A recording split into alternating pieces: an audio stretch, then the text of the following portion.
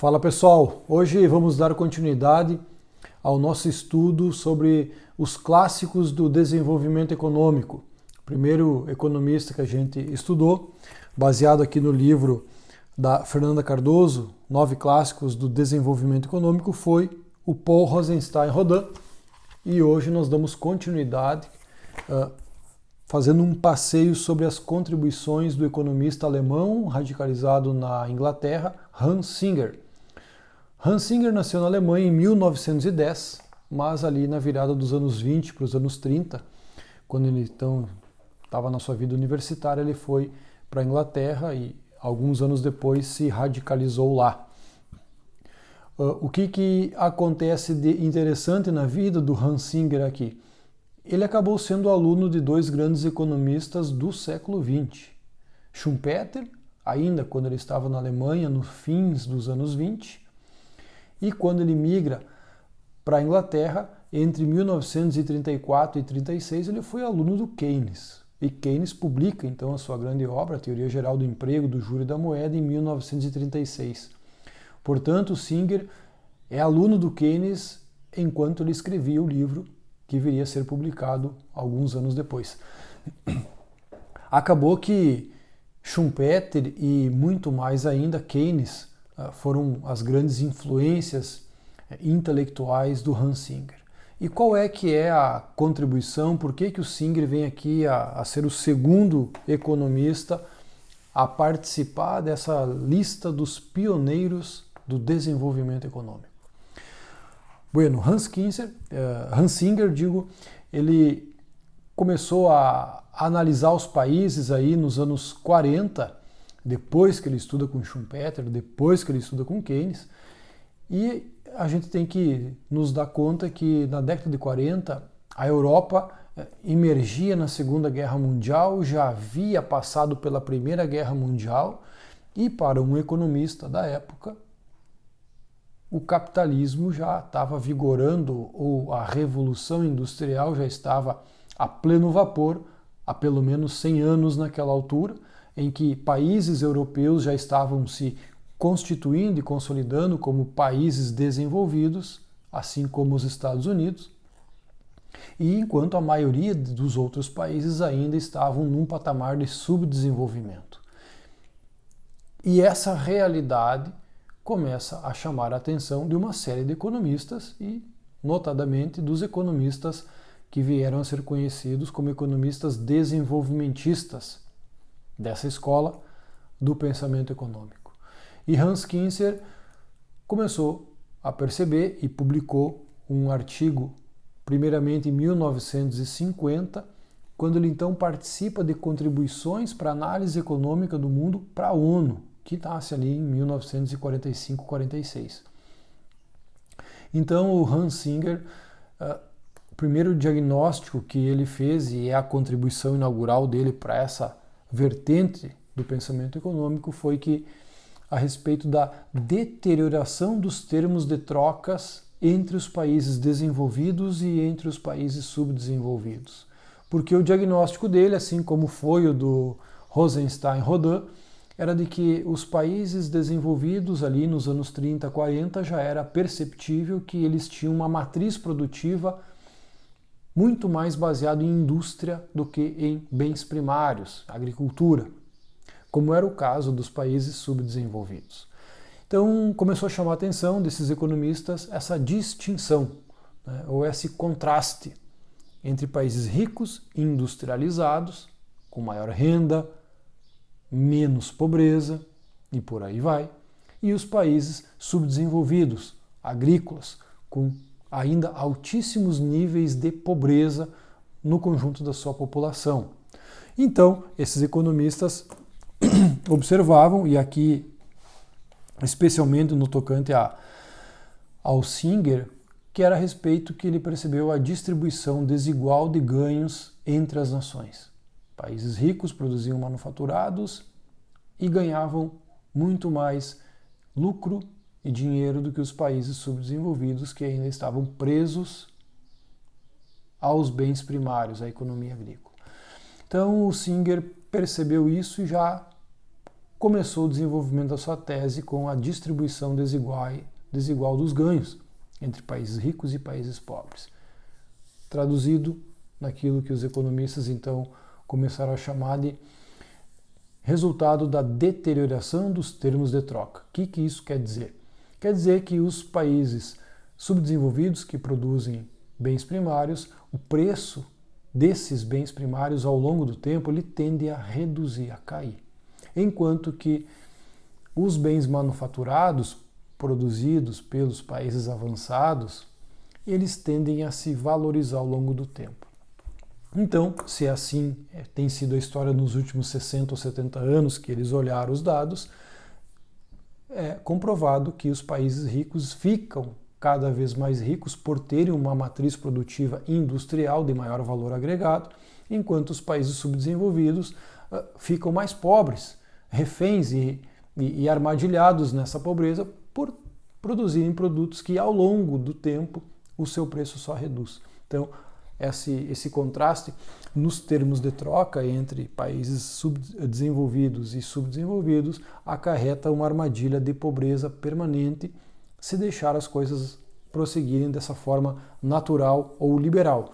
Então, retomando ao vídeo sobre o Hans Stein-Rodin, essa escola desenvolvimentista reage à perspectiva teórica liberal que ensinava que os países devem negociar no plano internacional num ambiente de plena liberdade econômica, com os países se concentrando em suas vantagens comparativas.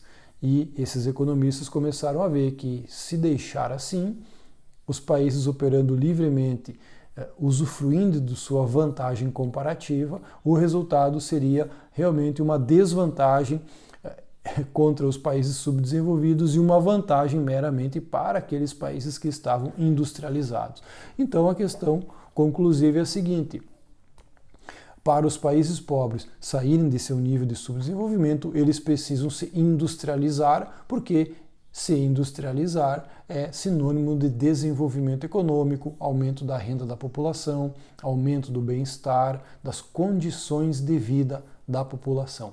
Então, o tema da industrialização se tornou um consenso entre esses economistas que estavam, querendo ou não, fundando uma escola do pensamento econômico, de que esta industrialização ela é necessária, crucial para que esses países saiam da pobreza e atinjam níveis maiores de desenvolvimento econômico, social e de bem-estar para a sua população.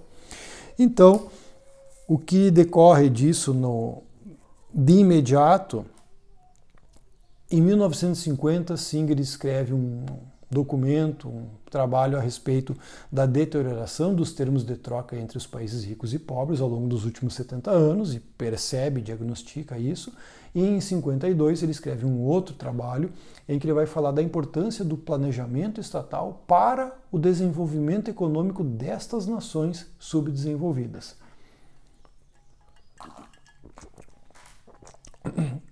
Então, enquanto a escola liberal clássica estava concentrada no tema da eficiência alocativa dos recursos, esses economistas desenvolvimentistas, como é o caso aqui do Singer, em especial, ele estava realmente preocupado com a eficiência distributiva desta riqueza no mundo. Então, ele acaba diagnosticando esse fato crucial. A diferença da estrutura produtiva dos países determina o seu nível de riqueza, bem-estar e desenvolvimento da nação. Então, os países que se especializaram na exportação de bens primários, inclusive o Singer vai mostrar, que eles se desenvolveram assim, se especializaram em bens primários, inclusive graças aos investimentos estrangeiros do primeiro mundo nestes países. E aí Singer nota que, em que pese os benefícios desse investimento estrangeiro para desenvolver o setor primário desses países, mesmo assim os países subdesenvolvidos não eram recompensados na sua economia com os benefícios dos investimentos, como se espera, né? Todo um efeito de externalidades positivas e recorrentes e decorrentes desses investimentos, porque no fim das contas haviam 3 consequências que, em que pese os países de primeiro mundo investirem nos países subdesenvolvidos, esse tipo de investimento tinha uma peculiaridade que mantinha os países subdesenvolvidos nos mesmos níveis. E ele destacou 3 efeitos que mantinham armadilhados esses países. Primeiro, os investimentos estrangeiros nos países subdesenvolvidos, todo o lucro desse investimento acabava indo em grande parte para os países de origem do primeiro mundo, em que lá as pessoas, a população e a economia era realmente beneficiada com esse excedente. Então, em que pese todo o lucro gerado nos países subdesenvolvidos, o lucro acabava não ficando em sua maior parte ali. Então, não se formava uma poupança, um fundo para promover novos saltos de investimentos e desenvolvimentos no país. A segunda característica desses investimentos era que eles eram concentrados na produtos primários e não em indústria de alta complexidade, como eram os investimentos nos países ricos. Então, ao concentrar esses investimentos em produtos primários, mantinham esses países no círculo dos investimentos e retroalimentação de bens primários, com a sua característica inerente apontada desde o início da deterioração dos termos de troca ao longo do tempo. Então, a segunda desvantagem é de que tais investimentos realmente não conseguiam gerar um círculo virtuoso de prosperidade nas economias locais dos países do terceiro mundo. E, por fim, a dupla armadilha. Esses investimentos só trouxe benefício às nações investidoras e por 2 vias ainda, porque elas promovem a produção de bens primários, portanto, com curva de preço descendente ao longo do tempo nos países de terceiro mundo, e ao mesmo tempo esses países, em sua economia doméstica, investem em indústria, em manufaturados, cuja curva de preço ao longo do tempo desses produtos são crescentes. Então, eles incentivam produção de bens com preços em queda, daquilo que eles precisam consumir, e produzem e investem em segmentos da economia que a curva de preço é ascendente e eles vendem esses produtos. Então é o que o Hans Singer veio a falar do melhor dos mundos. Eles ganham investindo nos países de terceiro mundo, porque lá vão comprar comida e matéria-prima cada vez mais barata, e em seus próprios países investem em manufatura, indústria, em que os seus serviços e produtos vão produzir cada vez mais renda para a sua população. Então, o Hans Singer já traça um cenário de que a luta do comércio internacional é uma luta desigual e que ela desfavorece realmente os países que estão reféns de uma economia primária e favorece os países que têm uma matriz produtiva sofisticada e industrial. Então, o Hans Singer vai propor que o Estado tem que entrar na economia e conduzir e organizar um processo de transformação da matriz produtiva desses países para que eles deixem de ser tão somente focados na matéria-prima agrícola, commodities, e passem a ter uma base industrial. Se a gente pudesse fazer um cartaz, qual seria o slogan que Hans Singer defenderia para resumir a sua defesa e a sua tese? Seria o seguinte: você poderia ir para a rua com ele: menos agricultura e mais indústria. Esse é o caminho da riqueza e do desenvolvimento econômico das nações. Isso já era percebido e defendido nos anos 40, 50 por esses economistas que estavam constituindo essa escola do pensamento econômico. Mas por que indústria? Bem, aqui a gente tem 3 pontos interessantes e o Hans Singer vai pontuar. Ele diz o seguinte: nem é tanto porque a indústria produz produtos finais interessantes, com valor agregado e que gera muita riqueza para esse país. Embora isso seja importante, não é tanto por isso que a indústria é importante para os países. E também não é nem tanto por causa das externalidades produtivas, de mais indústria surgir naquele conceito de distritos industriais, parques industriais, que uma indústria incentiva o nascimento, o desenvolvimento de outra, que gera outra, que gera outra, e aquilo vai gerando uma confluência de fatores aí para a expansão da complexidade econômica do setor industrial dos países. Isso é importante, obviamente, a gente sabe disso, mas Hans Singer vai dizer que nem tanto por causa disso os países subdesenvolvidos devem focar na industrialização, mas por causa de um terceiro e mais importante benefício, que é o seguinte: o desenvolvimento educacional do povo, o avanço em conhecimento, a inventividade tecnológica e produtiva dessa nação e, por fim, ele vai dizer a educação urbana. Porque em 1940, mais da metade do mundo ainda vivia em condições rurais. E as cidades, as grandes cidades, a urbanização nascente nesse início do século XX mostrava que nas áreas urbanas, industriais, residia o progresso e o desenvolvimento, e nas áreas rurais ainda o atraso e a pobreza. O que era bem verdade. Não à toa surgiu um termo conhecido por todos nós de urbanidade. Tratar as pessoas com urbanidade. O que significa ter um relacionamento com urbanidade com o outro? Justamente respeito, civilidade, dignidade, honra, diferente de um relacionamento que não tem urbanidade, que seria agressivo, desrespeitoso, selvagem. A gente, hoje, olhando a história com o privilégio do transcurso histórico, percebe que hoje realmente nós encontramos muito respeito, muita honra, justamente nas áreas rurais.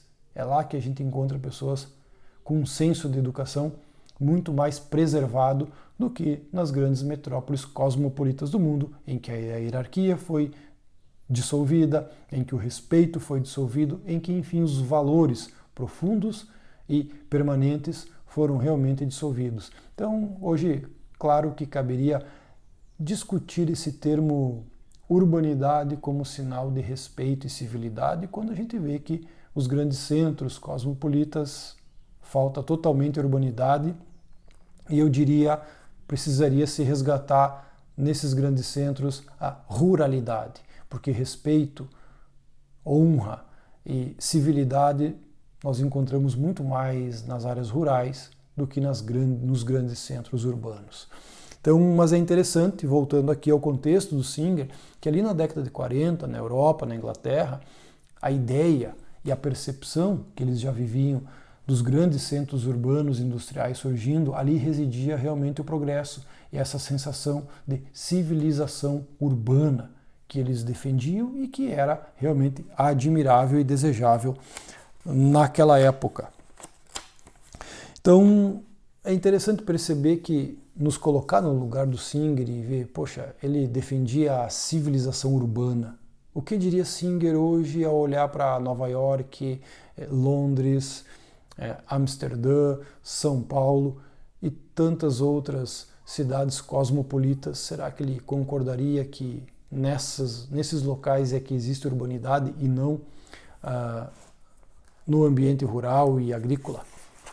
Eu tenho sérias dúvidas do que ele pensaria sobre isso.